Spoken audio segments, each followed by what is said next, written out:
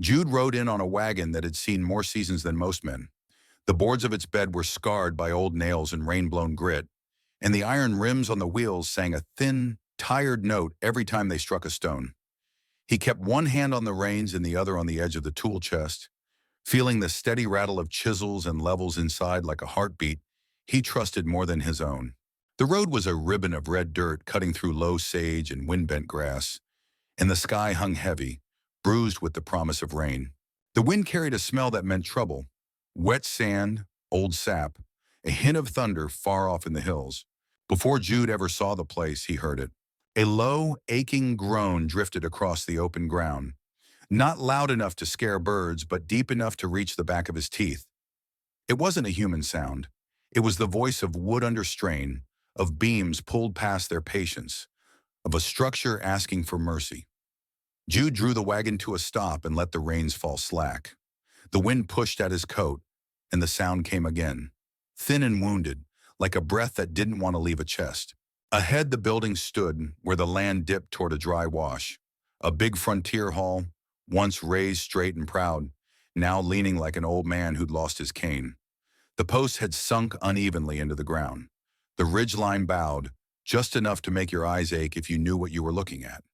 Sun-bleached boards clung to the sides, some nailed clean, others hung on like they'd given up halfway through the job. Jude clicked his tongue, not in anger, just in understanding. This wasn't a job, this was a goodbye. He climbed down from the wagon, boots sinking into soft dirt, and walked a few steps closer. A length of new lumber lay by the gate, wrapped in torn canvas that snapped in the wind. Whoever had dropped it there hadn't bothered to weigh it down. The land would take it, twist it, make it useless by morning. Jude turned back toward the wagon. He'd come to say no. He always did when a place was too far gone. That's when she stepped out of the shade. Kiona moved like she belonged to the light and the shadow both. Her hair was braided in two long lines down her back, dark against the faded blue of her dress. The hem was worn thin from dust and walking, and the wind tugged at the loose threads like it wanted to finish the job the years had started. There was dirt on her hands and a quiet steadiness in her eyes that didn't bend when she met his. She didn't rush, she didn't hover. She stopped at the edge of the porch, one hand resting on a post that had seen better days, and looked at Jude like she was measuring something more than his height. "You the one who works with wood?" she asked. Jude folded his arms across his chest. "I work with what's left of it." Her mouth twitched, not quite a smile. She followed his gaze up the length of the building, to the sagging line of the roof, to the place where the wind kept slipping through like it owned the air inside. "My father built this," she said. Not loud, not soft, just true. It was a place for meetings, for weddings, for stories, for people who didn't always agree but still needed a roof over their heads. The wind rose again, and the beam answered, that same low cry rolling through the frame. Jude felt it in his ribs. He took a step back, the way he always did when a thing hurt to look at. "This place doesn't need a carpenter," he said. "It needs a miracle." Kiona didn't argue. She didn't plead. She didn't move closer. She lifted her chin, just enough to catch the light in her eyes, and asked him the only question that mattered. "Can you make it stand," she said, "or will the wind win?" Jude opened his mouth to answer, to give her the same hard truth he'd given 100 other folks who loved something past the point of saving. But the sound came again. A beam shifting, a joint complaining, a structure remembering what it had been. Jude looked at the hall, then at the torn canvas flapping over the new boards, then back at Kiona, standing there with nothing in her hands but the land at her back. He let out a breath he hadn't known he was holding. "Cover that lumber," he said, nodding toward the gate. "If you let the weather take it, you'll lose more than time." Her eyes sharpened, catching the change in his voice. She moved without another word, grabbing the loose edge of the canvas and pulling it down, anchoring it with a stone, like she'd been waiting for the chance to prove something. Jude turned back to the wagon. He lifted his tool chest down into the dirt, the weight settling into his palms like a promise he didn't usually make. The wind kept moving through the valley, but for the first time since he'd heard the wood cry out, Jude stayed where he was. The day stretched thin and pale, the kind of afternoon where the sun felt closer than the sky. Jude worked in the slow, measured way he always did, when he wasn't sure yet if a place could be saved. He circled the hall with a length of twine and a carpenter's pencil, marking the sag in the ridge, tapping posts with his knuckles, listening for the hollow sound of rot hiding behind a solid face. Kiona stayed near the porch at first, watching him the way someone watches a stranger move through a room that holds their entire life. The wind lifted dust around her boots, and she let it settle before she spoke. "My father raised this place with 3 men and 2 mules," she said. "No plans, no paper. Just his hands and a belief that if you stood long enough on land, it would start to know you." Jude paused with his tape measure stretched between 2 posts. He looked at her over the line of string, the desert light cutting her in half, shadow on one side, sun on the other.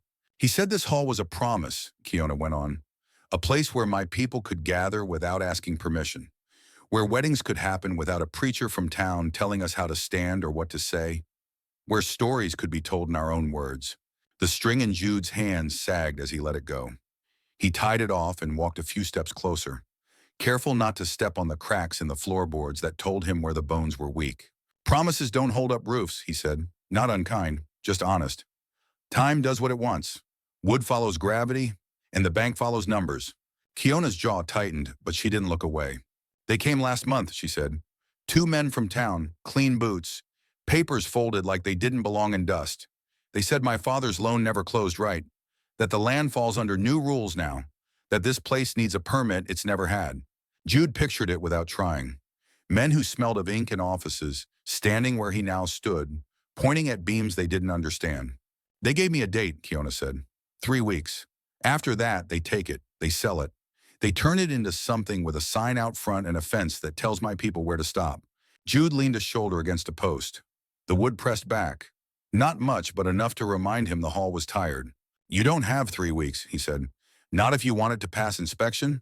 Not if you want it to stand when the rains come." Her hands curled into the fabric of her dress. "If I let go," she said, "it's not just boards and nails I lose. It's my father's voice in these walls. It's my mother's laughter in this yard. It's every mark in the dirt where my people stood and said, 'We are still here.'" The wind moved through the open doors, carrying the smell of dry grass and something older, something like memory. Jude looked up at the ridge beam again. He saw the split where someone had driven the wrong bolt years ago. He saw the way the load had shifted, how the hall had been compensating for that mistake ever since. "I can tell you how to fix the wood," he said. "I can't fix the law." Kiona stepped down from the porch, closing the space between them. She didn't crowd him. She just stood close enough that he could see the lines of dust on her cheek, the steady rise and fall of her breath. "The law didn't build this," she said. "Hands did, and hands can build it again." Jude felt something in his chest shift, the way a joint settles when you finally take the weight off it. He'd spent his life walking away from places that loved their past more than their future. But this wasn't that. This was a woman standing in the wind, asking him to choose a side. He knelt and pressed his palm flat against the floor, feeling the vibration of the hall, the way the ground answered back. "I'll draw up a plan," he said. "Not on paper, in my head. We'll shore the ridge first. If that fails, everything fails." Kiona let out a breath she'd been holding long enough for it to sound like relief. "So you'll stay?" Jude stood. The sun was low now, throwing long shadows that made the hall look taller than it had any right to be. "I'm not just fixing a building anymore," he said. "I'm stepping into a fight." Her eyes softened, not into gratitude, but into something closer to recognition. "Good," she said. "This land doesn't let go easy." The sound of the wagon came before the wagon itself. A deep, rolling rumble moved across the valley, iron on stone, axle on dust. Jude straightened from where he'd been crouched beside a post, his hands still marked with chalk and sap. Kiona turned toward the road, shading her eyes with her palm. The trader crested the rise like he owned the land beneath his wheels. His wagon was stacked high with beams, coils of chain, and a pair of heavy lifting jacks lashed down with rope that had seen better years. A faded banner flapped from the sideboard, the name of a town already half forgotten painted across it in crooked letters. He brought the team to a stop in a cloud of red dust and climbed down with a grin that looked welded to his face. "Jude," he called, spreading his arms wide. "Still fixing the world one bad beam at a time?" Jude snorted and met him halfway. They clasped forearms, the kind of handshake men used when they trusted each other not to slip. "You always late," Jude said. "Only when it matters," the trader replied, eyes already sliding past him toward the hall. He whistled low. "That one's got more lean than a saloon drunk. You sure you want to wrestle it?" Before Jude could answer, the man's gaze shifted to Kiona. It wasn't the look of a buyer or a passerby. It was the look of someone who'd been around long enough to know when a place carried more weight than lumber. "Afternoon," he said to her, tipping his hat. "You must be the reason he stayed."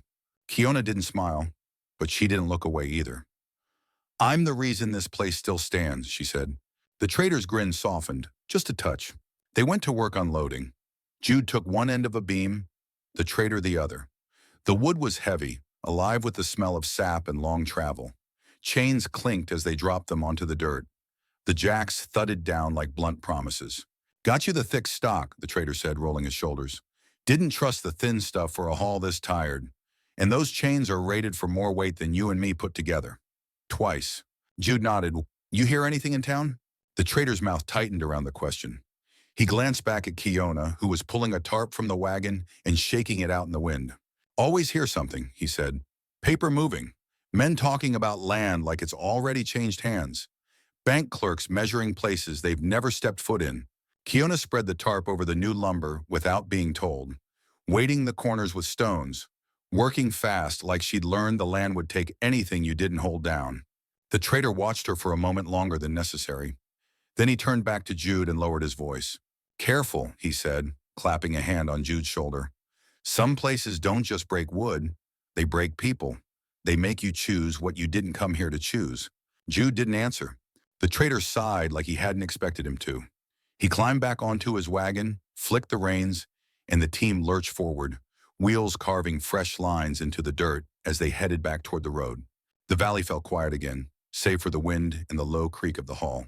Jude turned to see Kiona kneeling by the lumber, tying the tarp down tighter, her fingers moving sure and quick. She didn't look up, but she spoke. "You were going to do that," she said. "Yeah," Jude replied, "I was." She gave a small nod, not in thanks, but in understanding. Jude picked up one of the chains and slung it over his shoulder. The weight settled into him, solid and honest. He walked past Kiona toward the hall, feeling her eyes follow him. Not like someone waiting to be saved, but like someone measuring the ground for the next step. That was when it struck him, clear as the sound of the wood crying in the wind. Kiona wasn't standing here to ask for help. She was standing here to hold her ground. And without meaning to, Jude had already started holding it with her. Morning came in hard and clean, the kind of dawn that left no room for excuses. The sun climbed over the low hills and poured its heat straight into the valley, turning dust into a fine red haze that clung to skin and cloth. Jude was already at the hall when Kiona stepped out of the house. The sleeves of his shirt rolled up, a line of sweat darkening the fabric between his shoulders. He set the first temporary post with a measured strike of the sledge. The ground gave a dull thud in return. He checked the line, adjusted it a finger's width, and struck again. The hall answered with a slow, complaining creak, like it resented being asked to change after so many years of leaning the wrong way. "Easy," Jude muttered to the wood, not to anyone else. Kiona took in the scene for a moment, then moved without a word. She grabbed a wide brush and a bucket of water, scrubbing sand and old grit from the floorboards near the doorway. Each stroke sent a pale cloud of dust into the light, and she worked through it like she'd been born to the rhythm of labor. When the brush wore thin, she set it aside and walked the fence line, tightening loose wire, driving in stakes that had worked their way out of the soil. The hall groaned as Jude slid the jack into place beneath the ridge beam. He cranked it slow, a quarter turn at a time, listening for the sound that meant stop. The beam lifted an inch, then another. The whole frame shifted, settling into a posture it hadn't held in years. Kiona paused, one hand on a fence post, and watched. The sound of wood stretching filled the air, sharp and alive. "You hear that?" she asked. Jude nodded. "That's the hall remembering how to stand." They fell into a pattern after that. He worked inside, setting braces, driving wedges, fitting boards until the joints met like they were meant to. She worked outside, stacking lumber in the shade, tying down tarps, making sure the wind couldn't steal anything they'd fought to bring in. They passed each other at the doorway without speaking, trading tools with a glance, a nod, a hand held out at the right moment. The smell of sap and hot iron hung over everything. By midday, the heat pressed down hard enough to make the air shimmer. Jude wiped his face with the back of his wrist and leaned against a post, feeling the steady pulse of the building through the wood. Kiona appeared beside him, holding out a tin cup and a bundle wrapped in cloth. "Eat," she said. Inside the cloth was dried meat and coarse bread. The kind that didn't look like much but stayed with you when the day got long. Jude took a bite. The coffee was black and bitter, boiled over an open flame, strong enough to put a line in your spine. He didn't say thank you. He didn't say anything at all. But when he set the cup down, he went back to the jack and cranked it with a little more care, a little more patience. Like the building and the woman who fed him both deserved the same respect. Kiona sat on the edge of the porch, watching him work. The way he measured twice before cutting once. The way he closed his eyes for half a second to listen when the wood complained. She saw the steadiness in him, the kind that didn't come from strength alone, but from time spent paying attention. "You live like this?" she asked. "Live like what?" Jude said without looking up. "Listening to things that don't talk back." Jude almost smiled. "They talk," he said. "Most folks just don't hear them." The hall lifted another inch. The cracks along the beam eased, just enough to look less like wounds and more like scars that had healed wrong, but held all the same. Kiona stood and walked the length of the yard, gathering loose boards the wind had scattered. She stacked them by size, by weight, by the way they'd be needed later. She didn't ask what came next. She prepared for it. When the sun began to slide west, the shadows of the posts stretched long across the dirt. Jude stepped back from his work and took in the line of the ridge. It wasn't perfect. It would never be perfect. But it was standing. Kiona came to stand beside him, her hands dusty, her braids slipping loose at the shoulder. They didn't touch. They didn't speak. Between the hall and the fence, between the sound of wind and the quiet of work done right, something settled into place.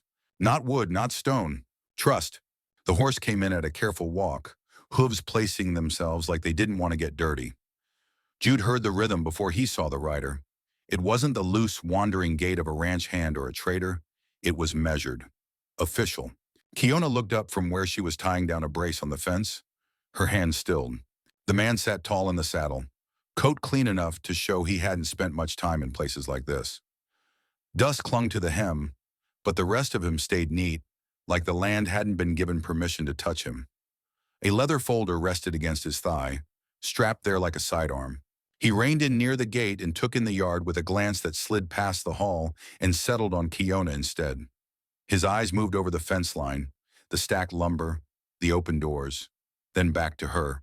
"Miss," he said, tipping his hat without warmth. "Name's Harlan Crow. I'm here on behalf of the township." Jude straightened from the post he'd been bracing and stepped closer, close enough to hear the creak of Crow's saddle. "What do you want?" Kiona asked. Crow swung down from the horse and opened his folder with a practiced snap. Papers fluttered in the breeze like pale wings trying to escape. "Inspection notice," he said. "This structure's listed for review, reports of unpermitted work, possible environmental concerns. I can shut this site down today if I need to." Kiona's chin lifted. "You haven't even looked at it." Crow smiled thin. "I'm looking at the land. That's what matters." Jude felt the weight of those words settle heavy in his chest. He moved to stand beside Kiona, not in front of her, not behind, just there. "The hall's being repaired," Jude said. "Not expanded, not altered. Maintenance doesn't require a new permit under county code." Crow's eyes flicked to him, taking his measure the way men did when they decided whether someone was worth the trouble. "County code changes," Crow replied. "All the time. That's the beauty of it." He turned back to Kiona. "Look," he said, lowering his voice like he was offering advice. "There's an easier road here. Bank's been asking about this parcel for a while. You sell, debts go away. You walk off clean. Let the town put something useful here." Kiona's hands clenched at her sides. "Useful to who?" "To progress," Crow said. "To people who know how to keep things running." The wind swept through the open doors of the hall, and the beam answered with a low, familiar groan. Jude took another step forward, close enough now that Crow had to tilt his head to look up at him. "She's not selling," Jude said, "and you're not shutting this down without cause." Crow's smile thinned further. "I don't need cause, I need paperwork." Kiona moved first. She stepped half a pace closer to Jude, her shoulder nearly touching his arm. It wasn't a move of hiding, it was a move of standing. "If you have something to say," she told Crow, "you can say it where we both hear it." For a moment the yard went quiet except for the wind and the restless shift of the horse. Crow studied them, his eyes moving from Jude's dusted boots to Kiona's steady gaze. "Fine," he said at last.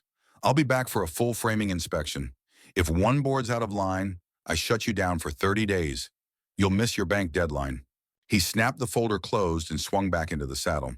Think about my offer, he added. Land like this doesn't stay empty for long. He rode off the way he'd come, neat lines of hoof prints marking the dirt like a signature. Kiona let out a breath that shook once before she caught it. She didn't sag. She didn't sit. She looked at Jude. You didn't have to do that, she said. Jude shrugged. I did. She studied him for a long second. The dust, the sweat, the quiet certainty in the way he stood. For the first time since she'd stepped out of the shade and asked him to choose, Kiona saw it clear as the line of the ridge above them. He wasn't just fixing her haul. He was standing on her side of the ground. The truth came out in the quiet hour, when the sun dropped low and the wind lost its edge. The haul stood propped and breathing, its frame held in place by fresh braces and Jude's stubborn care. Kiona sat on the edge of the porch, turning a length of twine between her fingers like it might tell her what to say if she twisted it enough. 3 weeks, she said at last. Jude was fitting a sister board along a tired joist. He paused, the hammer hanging loose in his hand. 3 weeks for what? For the bank, Kiona replied. That's all I have. I told you 4 because I didn't think you'd stay if you knew how tight it was. The hammer came down harder than it needed to. The nail sank clean, the sound sharp in the open space. Jude straightened, jaw set. You don't lie to a man who's holding up your roof, he said. Kiona didn't flinch. She stood and walked toward him, stopping close enough that he could see the lines of work in her hands. The skin was rough, darkened by sun and sap, the kind of hands that didn't belong to someone who waited for help to arrive. I didn't lie to trap you, she said. I lied because this place doesn't get another chance. Neither do I. Jude looked at her hands. The dust ground into the creases, the small cuts that had already healed wrong, the quiet proof of days spent fighting the land instead of leaving it. The anger drained out of him like water from a cracked bucket. He turned back to the hall. Then we don't waste time, he said. We work. They worked through Saturday, with the sun burning a white line across the sky. Jude set hidden straps behind old beams, the kind of reinforcements no one saw but everyone felt.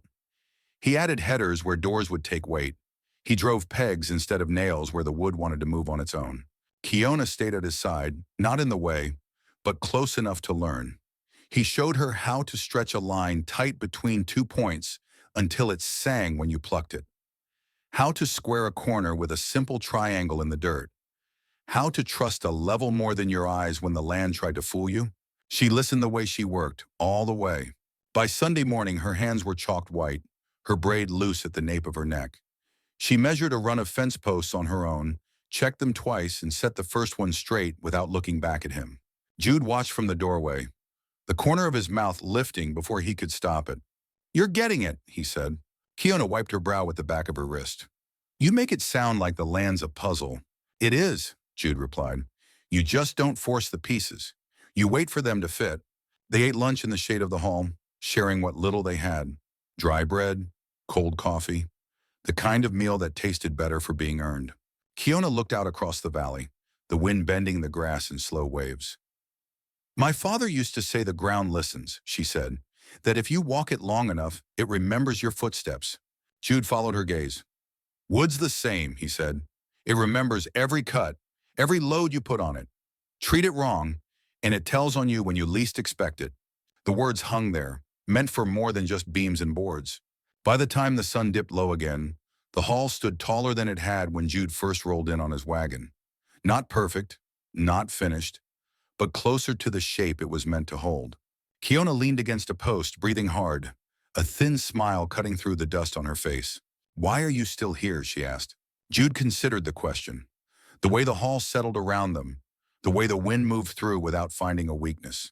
Because, he said, some things don't say when they're about to fall. You just have to listen. Kiona nodded, like she understood he wasn't talking about the building anymore. Between the lines he'd drawn in the dirt and the quiet strength in her hands, a new language was taking shape. Not of wood, not of land, of both. The paper arrived on the back of a nervous writer, folded too many times and sealed with a stamp that carried more weight than any hammer Jude owned. Kiona took it from the man at the gate, her fingers smudging the ink before she even knew what it said. She read it once, then again. Her knees gave before her voice did. Jude crossed the yard in 3 long steps and caught her before she hit the dirt. The order fluttered from her hand and landed at his boots. Cease work immediately, it read. Potential soil contamination, structural hazard, pending inspection. He didn't need to read the rest. He knew what 6 weeks meant. He knew what the bank would do in 3. This isn't about the ground, Kiona said, her voice thin as the wind. This is about stopping us. Jude stared at the hull, at the beams he'd lifted and the joints he'd coaxed back into line. He thought of the day he'd seen an old registry book in the county office, thick with dust, its pages curled like they didn't want to be read. "Get your saddle," he said. Kiona looked up. "What?" "We're riding to town." The trail cut through dry grass and shallow creek beds, the horses' hooves drumming a steady beat into the land. The town rose out of the dust like a promise that had learned how to lie. False front buildings lined the main street, their windows bright with reflections and nothing else. They went straight to the county office, a narrow place that smelled of ink and stale coffee. A clerk looked up from behind a high counter, her eyes sliding over Jude's boots. Kiona's braid, the dust still clinging to both of them. "We need the land registry for the Valley Hall," Jude said. The clerk sighed and reached for a drawer that moved too slow, like it hadn't been opened in a while. "Not sure we have that on file anymore," she said. Jude set his hands flat on the counter. "You do," he replied. "It's listed under agricultural and cultural use. Filed before this town had a name worth keeping." The clerk hesitated. Kiona leaned forward, her eyes steady. "Print it," she said. Minutes stretched thin as paper fed through the press. Jude watched the clerk's hands, the way they shook just enough to tell him she knew what she was giving up. They took the pages and went down the hall to the supervisor's office, boots echoing on the worn boards. The man behind the desk tried to smile. It didn't reach his eyes. "Environmental holds take time," he said. "Procedures, you understand?" Jude laid the registry on the desk and tapped the line he'd been waiting for. "This site falls under state oversight," he said. "Township doesn't have the authority to shut it down without state review." The supervisor leaned back, reading. The room went quiet except for the tick of a clock that sounded too loud in the stillness. Kiona held her breath. At last, the man reached for a pen. "I'll issue a waiver," he said, "pending final inspection." They walked back into the sunlight with the paper in Kiona's hands like it might disappear if she let go. The ride home felt longer, the sky wider. When the hall came back into view, standing where it always had, Kiona laughed once, a sound that broke free before she could stop it. "We did it," she said. Jude nodded. "We held the line."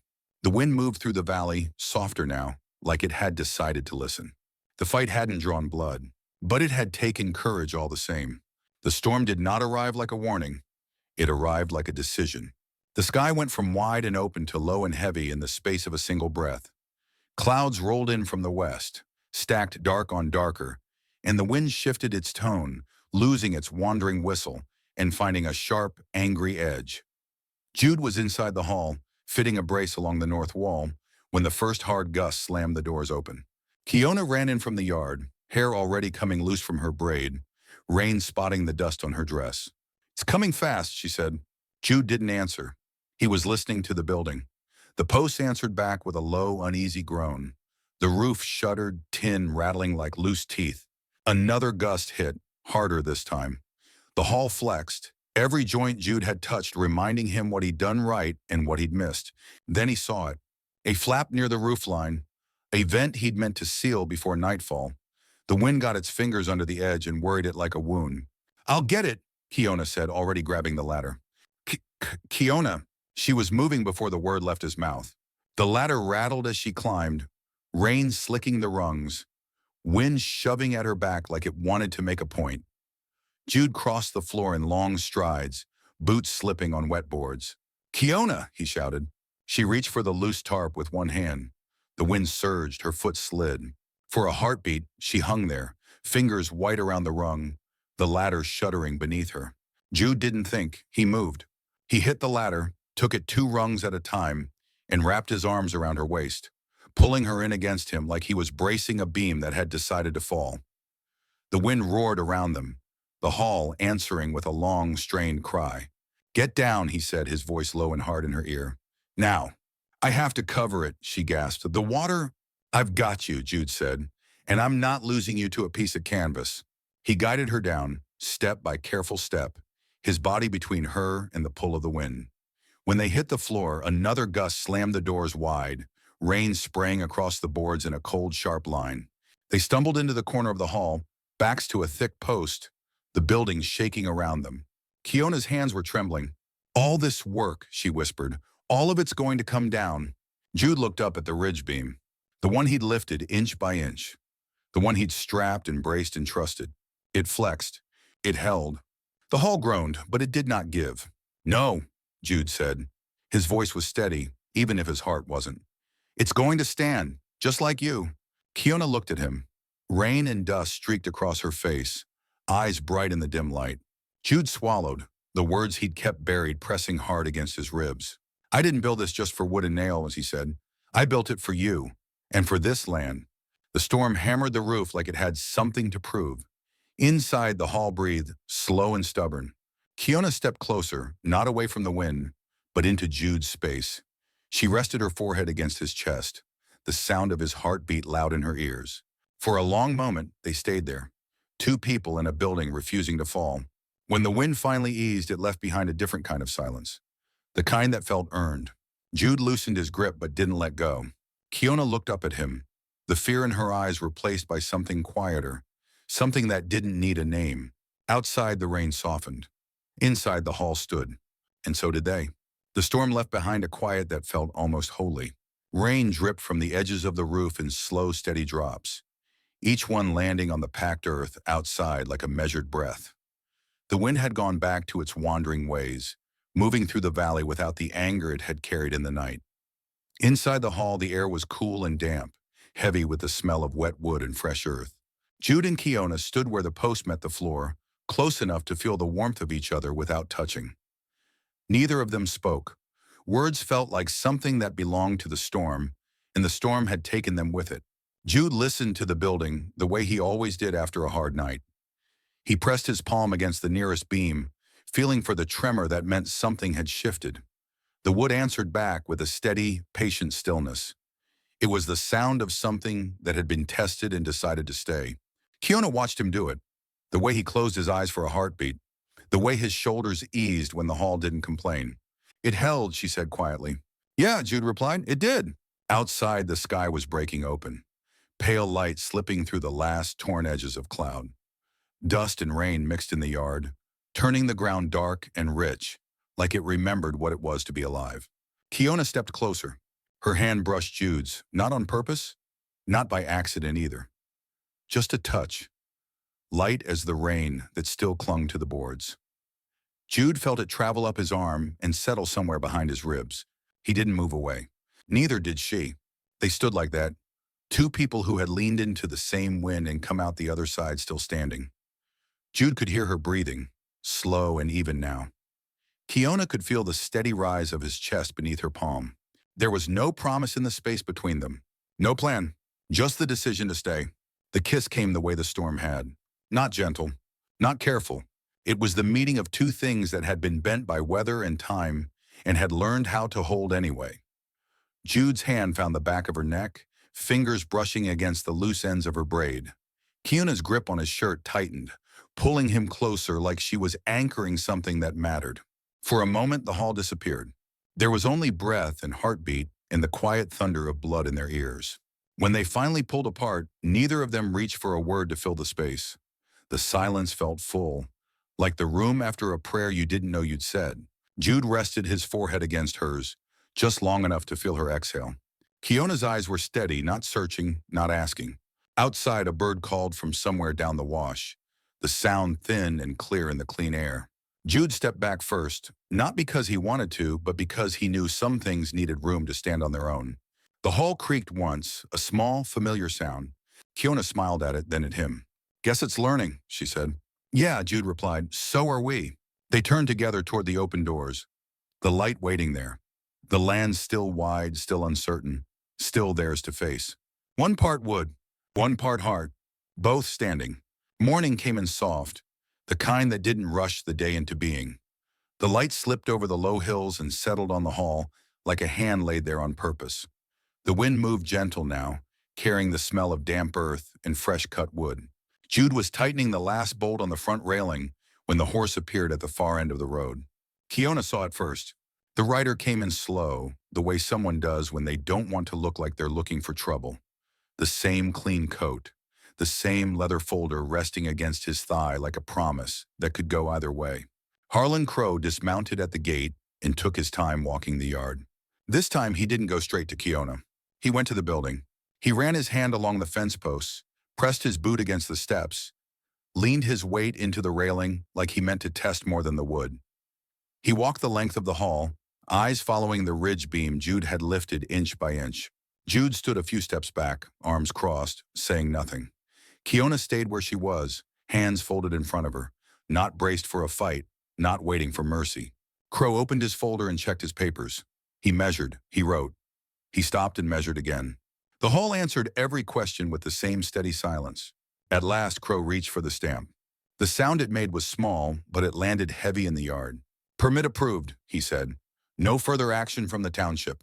He handed the paper to Kiona. She took it like it might vanish if she didn't hold it right.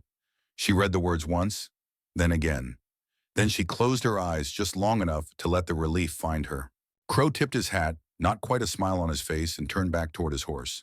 The dust took his tracks and softened them as he rode away. The valley felt bigger after that. Kiona turned to Jude. "I don't need a carpenter anymore," she said. Jude raised an eyebrow. "That's so." "I need someone who's willing to build what comes next," she replied. Jude reached into the pocket of his coat and pulled out a small ring of iron keys. They were worn smooth, each one cut for a different door, a different lock, a different kind of work. He set them in her hand. "That's my shop in town," he said.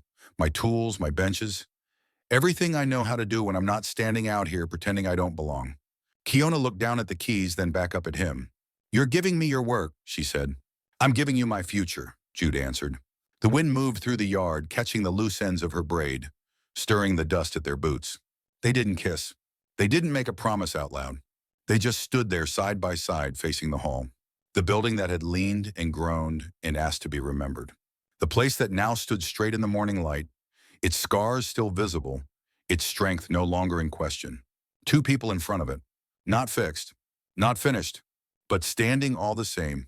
And in the quiet of the valley, where the early wind brushed past the boards and the land held its breath, the foundation beneath them felt new.